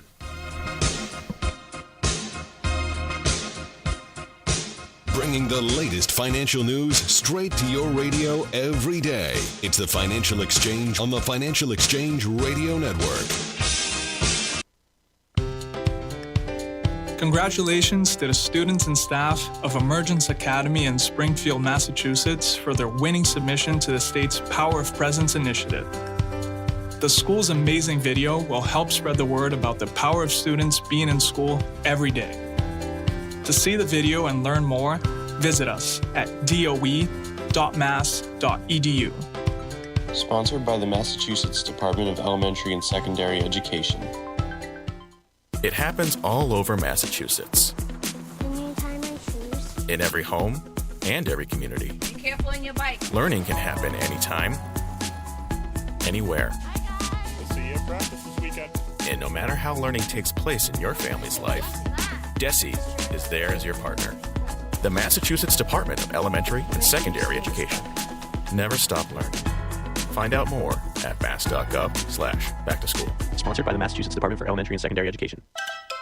The United States Virgin Islands is consistently voted one of the top Caribbean destinations. And recently, 2 of their beaches, Trunk Bay in St. John and Maggins Bay in St. Thomas, were voted a top 10 best beach in the Caribbean at the 2025 Traveler's Choice Best of the Best Awards. From the pristine beaches to its world-class dining, rich history, incredible golf, and perfect weather, the USVI has everything you need to make memories that will last a lifetime. From the moment you arrive, you will fall naturally in rhythm with the heartbeat of the islands. There's no money to exchange, and travel from New England could not be easier. Whether you're looking for a romantic getaway or a family vacation, the U.S. Virgin Islands is the perfect place for your next adventure. Go to visitusvi.com right now for more information and to book your trip. The USVI is America's Caribbean paradise. Go to visitusvi.com today. That's visitusvi.com. A solid financial plan has many layers, and trusts are often a core piece. Hi, this is Mike Armstrong from the Armstrong Advisory Group. Understanding the various kinds of trusts that exist can be extremely beneficial to your strategy. If you're retired or nearing retirement age, a trust may help you with a wide range of issues, such as asset protection, tax efficiency, and avoiding probate. Call us today at 800-393-4001 and ask for our new guide called Trusts and Your Financial Plan. We'll discuss a number of different trusts and the areas in which they may help and how to determine which one may be right for you. Even if you already have a trust in place, this guide can provide a description of certain issues that may arise and could help you decide if changes are needed. Call us today at 800-393-4001 and get your guide today, or you can request the guide online at armstrongadvisory.com. The proceeding was paid for by Armstrong Advisory Group, a registered investment advisor. Nothing in the ad or in any Armstrong guide is specific financial, legal, or tax advice. Consult your own financial, tax, and estate planning advisors before making any investment decisions. Armstrong may contact you to offer investment advisory services. This is Tucker Silva of the Financial Exchange Show, and I'm joined today by estate planning attorney Todd Lutzke with your Financial Exchange Quick Tip of the Day. And today we're talking about the top estate planning mistakes to avoid. Todd, what is the downside of adding your kids to your accounts or adding their names to your real estate deeds as a joint owner? Won't this avoid probate? You're absolutely right. It would avoid probate, but there are better ways to avoid probate than just doing something simple, right? Simple isn't always better. Throwing a name on an account or adding a designated beneficiary or a joint owner on a piece of property might not be the best way to go. Here's the problem. If you name one of your children as a joint owner and you have 3 children and you put that child on just because it's convenient and they're geographically close to you, well, you could be accidentally disinheriting your other children because this property, this asset will only go to that child. That child doesn't have to give it to the other kids. So that's a problem. And if you put your name, if you add a child's name to your real estate, now you're exposing it to that child's creditors, that child's potential divorces. That's never good. And plus, you've lost control over it. If you try to sell it, you need that kid's permission, and half the money would go to that kid. Please, folks, set up a trust, fund your trust much better than just trying to do it shorthanded and just give away assets or adding names to accounts. Todd Lutzke and the estate planning experts at Cushing & Dolan have written a brand new guide that details the estate planning blunders to avoid. You can request this brand new guide by calling 866-848-5699. That's 866-848-5699, or you can request it from their website, legalexchangeshow.com. The proceeding was paid for, and the views expressed are solely those of Cushing & Dolan. Cushing & Dolan and or Armstrong Advisory may contact you offering legal or investment services. Cushing & Armstrong do not endorse each other and are not affiliated.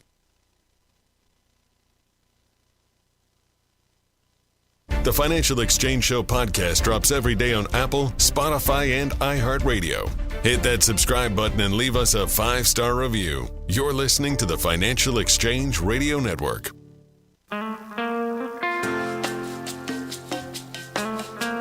Welcome into the trivia answer here. Trivia question today was, what is the name of Gordon Ramsay's original cooking competition show on Fox, which has been running for 20 years? That would be Hell's Kitchen. Matt from Wilbraham, Mass. is our winner today, taking home a Financial Exchange Show t-shirt. Congrats to Matt. And we play trivia every day here on the Financial Exchange. See complete contest rules at financialexchangeshow.com. Mike, so we got a piece here from Business Insider. It's titled, Meta is working on plans to open retail stores, internal communication shows. Are these stores in the Metaverse? Nope. Real, They're live, in the real verse. brick and mortar stores to buy, the 3 things that Meta manufactures? Doesn't seem like they'll need a lot of space. No. I'm trying to think of what they actually make. They make that sit on your countertop video conferencing thing that Do they can't still make be that? selling well. I think so.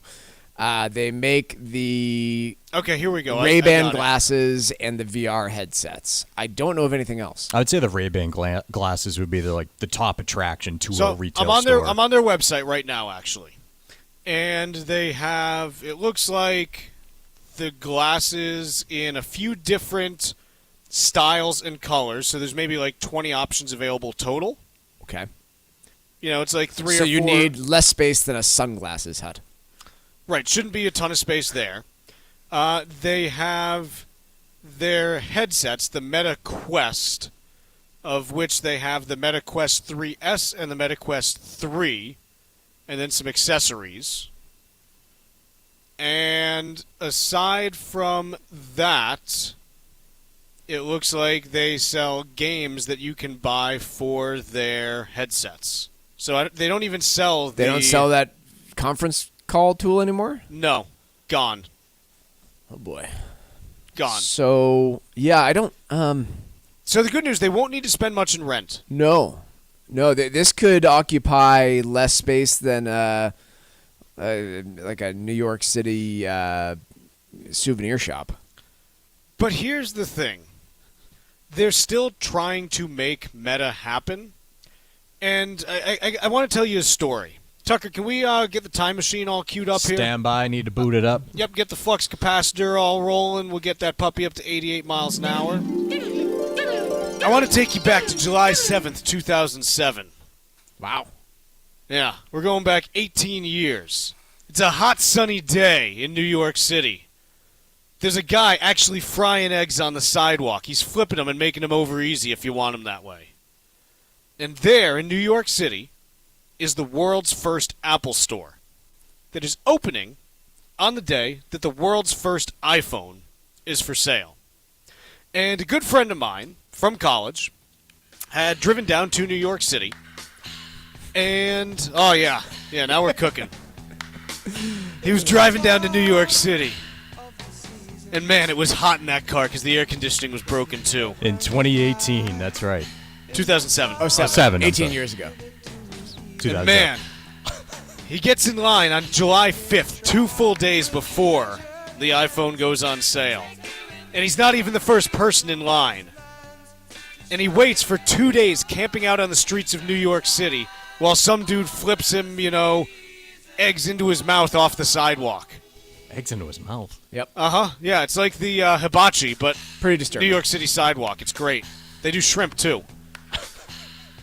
In any case, this kid literally waited 2 days to get the first iPhone and was not the first person in line. They've been selling these headsets for years now, and they can't get people to buy them. The problem is not that you don't have a store. The problem is that no one wants them. Apple had not sold a single iPhone, and there was a line of people for days outside that Apple store waiting for the first iPhone. So you know what you do when you can't sell them to the public, Chuck? What do you do? Sell them to the government. Ah, of course. And what do? Hey, we're going to sell these to the military. Okay, so here's the thing. Couple things. So I know a very, very sounds little like bit something about straight out of The Office. It kind of does. Now, granted, they are partnering with a company called Anduril, which is Palmer Luckey's company. He's, by the way, the guy who sold them the Oculus company that they've then made into all of these headsets. Palmer then went on to found Anduril, which basically makes a whole bunch of technologically driven weaponry for the U.S. military. They've got some small contracts now. They're big in dollar terms, but they're not Lockheed Martin and stuff like that. And a lot of it is related to, automated monitoring and automated, systems and things like that. That's kind of what Anduril focuses on. Sensor technology, things like that. They don't make, actual weaponry in a lot of cases. They make the systems that are platforms for deploying it. And so at least Anduril does have some experience with, government contracts and technology requirements for the U.S. military and this and that. But I just don't really know what... I don't know why he needs Zuckerberg, quite honestly. Yeah, I'm not sure either. Quite honestly, I think Microsoft would probably be better at it. Be better at what? Well, every part of this. The design of the hardware, the software that goes alongside it, I think that Microsoft's product would probably beat out on this. So, yeah, we'll see where this goes, but there never seems to be many practical use cases for this for the average person. Maybe there's something on the military. It seems logical that there could be something on the military side, but Meta has no experience making hardware of any sort, let alone hardware designed for military application. Yeah, so I don't know. I'm just skeptical. I am. Folks, want to talk to you about the new guide for the month of May from the Armstrong Advisory Group because it's the last weekday of May and the last chance to get your hands on our copy of Financial Planning and Trusts. This whole guide runs through a variety of different scenarios and different types of trusts to give you the information that you need to make an assessment on your own of, hey, am I at the stage of life where a trust may actually benefit me in particular? Especially here in New England, we have this mishmash of different rules when it comes to estate taxes. A lot of people relocate in retirement. And this guide attempts to assess, hey, if I am on the verge of retirement or well before that, is there a trigger or stage in life where trust planning can really benefit my overall financial strategy? If you would like your copy, like I mentioned, it's the end of May. Last chance to get a copy of the new guide from the Armstrong Advisory Group. You can give us a call at 800-393-4001. That's our new guide on trusts and financial planning, available by calling 800-393-4001. The proceeding was paid for by Armstrong Advisory Group, a registered investment advisor. Nothing in the ad or in any Armstrong guide is specific financial, legal, or tax advice. Consult your own financial, tax, and estate planning advisors before making any investment decisions. Armstrong may contact you to offer investment advisory services. Mike, do you want to talk about falling home prices or non-alcoholic beer? Let's go non-alcoholic beer, and then I've got some data on the home prices. We can cover that next. I think that's pretty fascinating, but I want a few extra minutes to go through the data that I pulled on it. So non-alcoholic beer projected to overtake ale as the second largest beer category. That doesn't count. I'm sorry, that doesn't. You cannot say that, like, okay, my non-alcoholic fruity beer and my non-alcoholic IPA as a category in and of themselves are now outselling ales. Gotcha. Yep. Yeah, like, no. That doesn't really work for me. Yeah, they're popular. What you're saying is that you're comparing all fruit to oranges. Yeah. Yeah. Right. Yeah, I think that's it's fair. It's a miscategorization. If you wanted to compare non-alcoholic ales or non-alcoholic lagers, I understand, you could do that. I understand your point, but they do sell them at the same store. I think Mike's point is you're creating a category out of nothing. You can't say that nothing. all non-alcoholic beer is greater than one specific type of alcoholic beer. Yeah, that's where I'm going with it. But in either case, I fully recognize that these things are growing popularity. I had a non-alcoholic IPA as I was painting the deck this weekend, and they are showing up and cropping up at nearly every bar I go to or most social situations.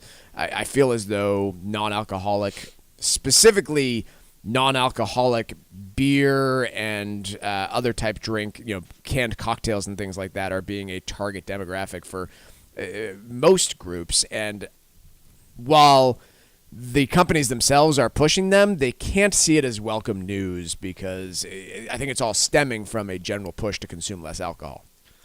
Yeah, and I've tried a few of these, and a lot of them are really good right now. Agreed. The Athletics are really good. But like everyone, like Brooklyn Beer has a really good IPA that I had over the weekend. There's a lot of really solid non-alcoholic options for you.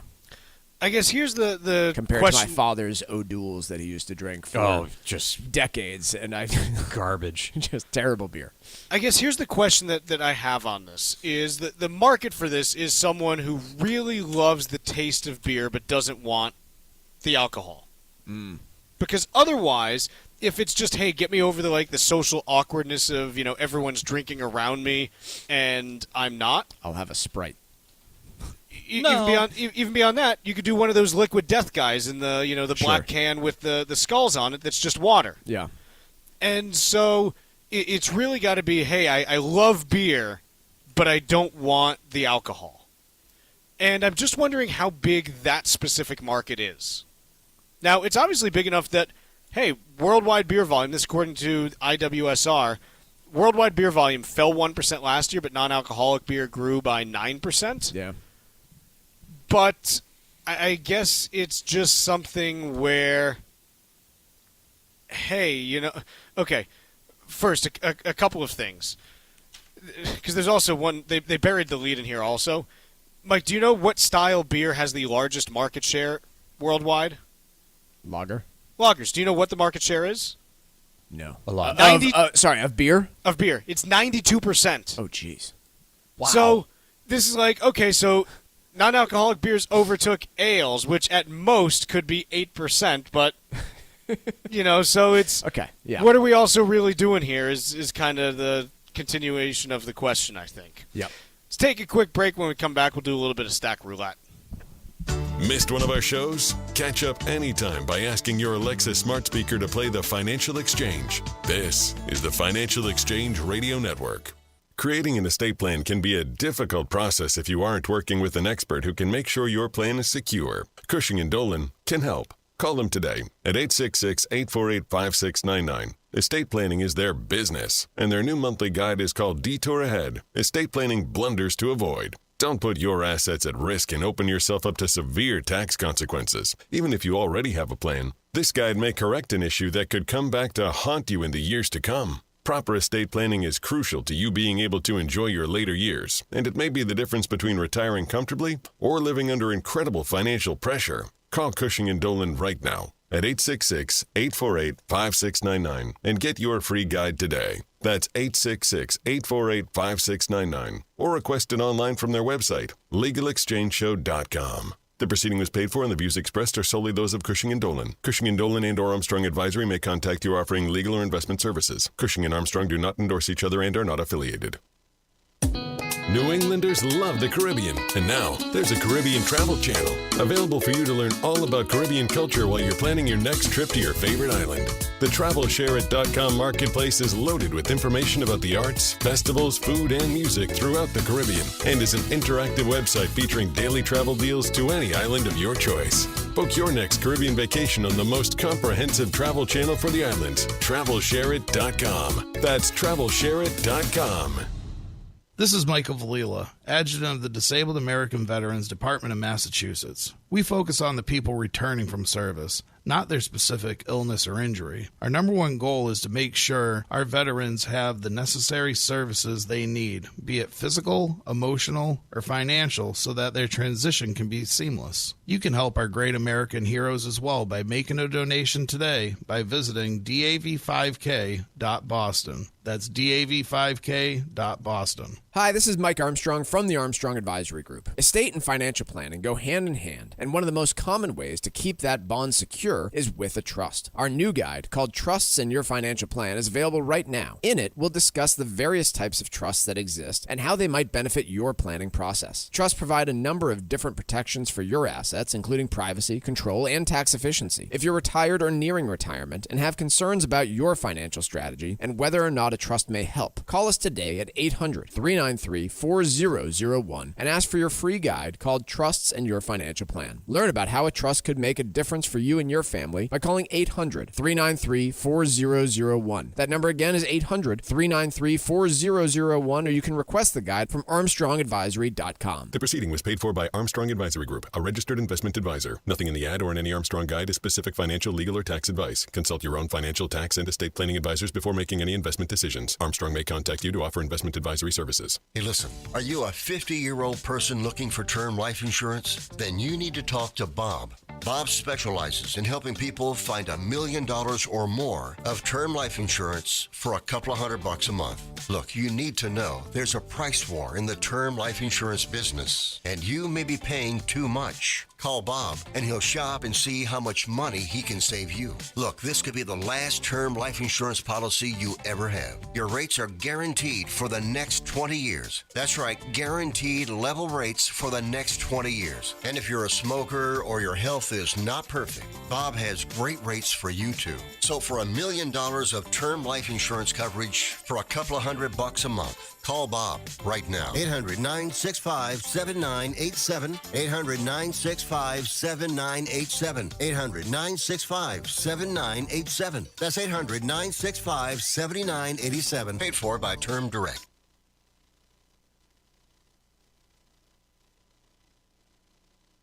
If you missed any of today's show, catch up whenever you want on our YouTube page. Find daily show segments and full shows. Just go to youtube.com and search for The Financial Exchange. This is your home for breaking business and financial news. This is the Financial Exchange Radio Network. Ladies and gentlemen, the weekend.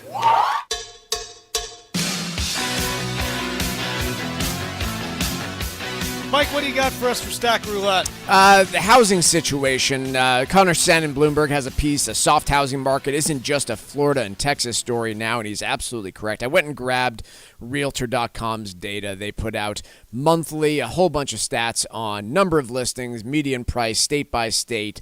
So I've got the data on 50 states plus the District of Columbia here. Chuck, would you venture a guess the largest percentage increase in home inventory for April of this year compared to April pre-COVID 2019?